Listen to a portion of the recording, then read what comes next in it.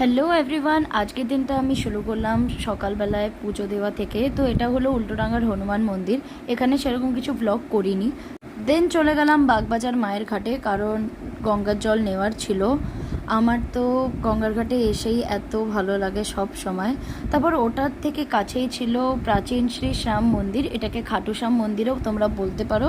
তো ওখানে গেছিলাম পুজো দেওয়ার জন্য।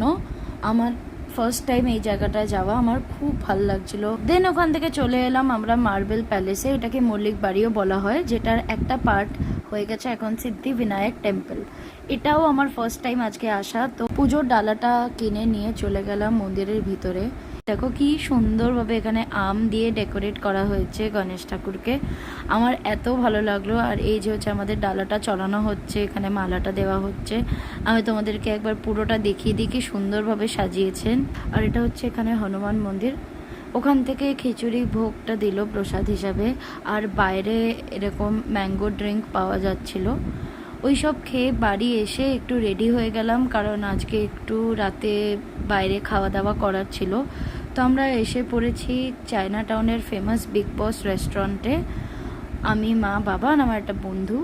তো আমি আজকে এরকম একটা কালার্ড আইলাইনার লাগিয়েছি, বলো তো কেমন লাগছে তোমাদের দেখতে। তারপর তো ওখানে অনেক রকমের আইটেম আমরা সব খাওয়া দাওয়া করলাম। কি কি খেয়েছি সেটা দেখতে হলে অবশ্যই কমেন্ট করো, খুব তাড়াতাড়ি নেক্সট পার্ট আসবে। সব শেষে কোল্ড ড্রিঙ্কস খেয়ে বাড়ি চলে এলাম।